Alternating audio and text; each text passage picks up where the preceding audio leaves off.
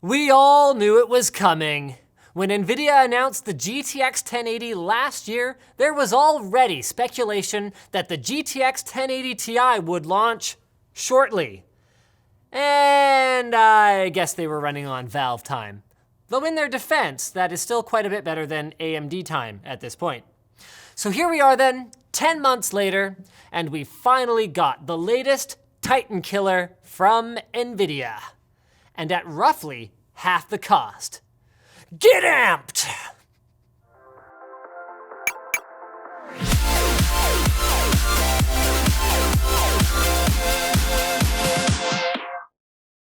HP's new Omen X lineup comes equipped with Intel's 7th generation Core i7 processor. Check it out at the link in the video description. So the GPU market has been pretty quiet lately, and for good reason. There just hasn't really been much in the way of direct competition between our beloved red and green giants, since NVIDIA has stuck to the high end for their 16nm product launches, and AMD's been busy building out their mid-range and budget lineup. Thankfully, for those of us who are interested in the high end, NVIDIA has graciously decided that they're just plumb old sick of selling GP102 video cards for over $1,000 and turned it up to 11 with the GTX 1080 Ti, the Founders Edition flavor of which they've sent over for our evaluation. It's got 11 gigs of GDDR5X memory at 11 gigabit per second. I see what they did there. Which is 1 gigabyte less than the Titan XP, but at a higher speed to substantially increase memory throughput. Good thing too, because we go from a 384-bit memory bus down to 352-bit. It has the same number of CUDA cores at 3,584, and while they share the same transistor count of 12 million, the 1080 Ti's cores boost up to a rated 1582 megahertz instead of 1531. So far, so good. But what the 1080 Ti lacks compared to the Titan XP, and I mean, aside from the DVI port that they ditched in favor of more exhaust room for the fan, is ROPS. I mean, to be clear, it has them, just fewer. We go from 96 down to 88, while also losing 256 kilobytes of level 2 cache, which is a part of what allows NVIDIA to build the 1080 Ti for less. But how is that going to affect performance? Is it possible that this time, Titan XP owners will get to continue to enjoy a performance advantage, however small, in return for that hefty early adopter tax they paid? Well, in our lineup is the Titan XP, the new kid's little brother GTX 1080, the last gen GTX 980 Ti that it directly replaces, and for giggles, since you can't even really buy one, we've also included AMD's fastest GPU to date, the Radeon R9 Fury X. So that then is business as usual. But wait, there's something different. Our Intel test bench will have a Core i7 7700K, and our AMD test bench, whoa, 2 test benches, we'll have a Ryzen 7 1800X on a Gigabyte Aorus AX370 Gaming 5, because Max dropped our Asus Crosshair 6. No! Why both, you might ask? Well, because if you've been waiting for Ryzen and the GTX 1080 Ti to drop in order to start your next upgrade or new build, well, you're probably also waiting for benchmarks that combine the two. So don't worry then, hypothetical viewer, we've got you covered. We'll kick things off with Deus Ex Mankind Divided in DirectX 11. On the AMD platform, our 1080 Ti was neck and neck with the Titan XP, and on our Intel bench, actually beat it out. Moving into DirectX 12, we see the NVIDIA lineup stumble somewhat, with the 1080 Ti appearing to take one of the smallest hits along with the Titan XP. Meanwhile, the Fury X gained some frames. Good news for all the forward-thinking AMD users out there.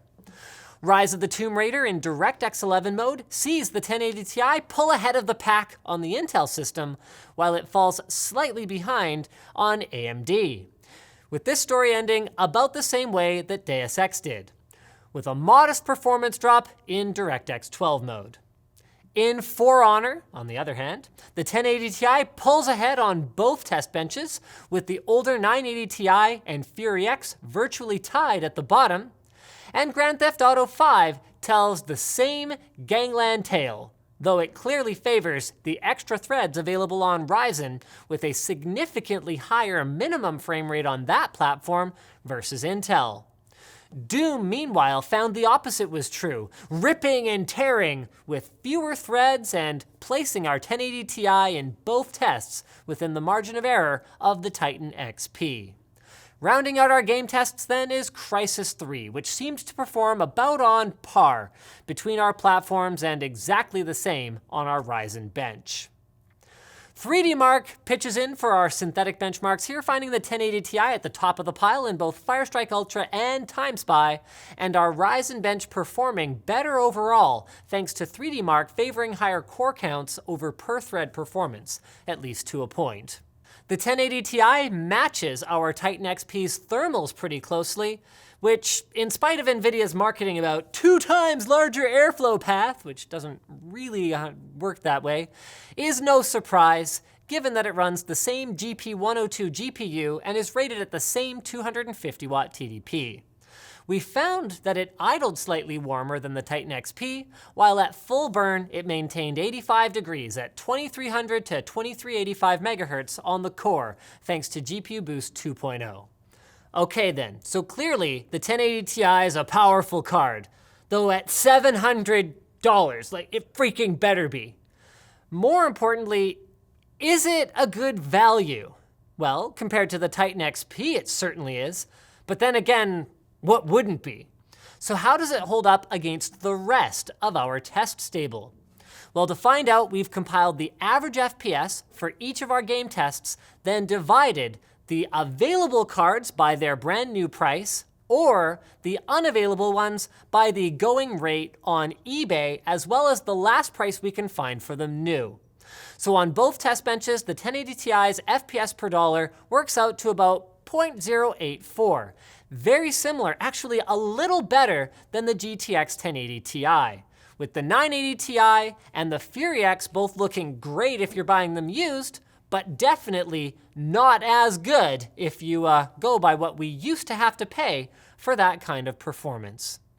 Which I suppose gives us our conclusion then. At $699 US, the 1080 Ti is only cheap if you wipe your butt with AMD RX 480s and game on a recreation of the Compensator 2.0, but it trades blows with the Titan XP as the fastest video card we've ever seen, and more importantly, it actually holds its own when it comes to FPS per dollar too.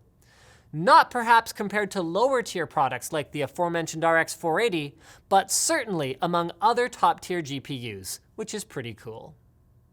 If you want to have a beautiful website for only $12 a month, and if you sign up for a year, you get a domain for free, you can get Squarespace. They also offer 24/7 live chat and email support. Your website will look beautiful with technologies like responsive design that make your website look great on any device, even watches and stuff. They also have commerce modules if you need to sell your wares through your website, and cover page features if you just want one simple web page that someone can scroll through that you can set up in a matter of minutes. And now everyone can post content in the Apple News format directly from their Squarespace blog module. Start a trial with no credit card required and start building your website today. So thanks for watching, guys. Dislike or like, check out where to buy the stuff we featured at the link in the video description. Usually we'll have an Amazon link down there, so go check it out. Also down there is our merch store and our community forum, which you should totally join if you want to go talk tech with other enthusiasts. Now that you're done doing all that stuff, you're probably wondering what to watch next, so check out our latest video, or some video, and there'll be a box. You can click on it.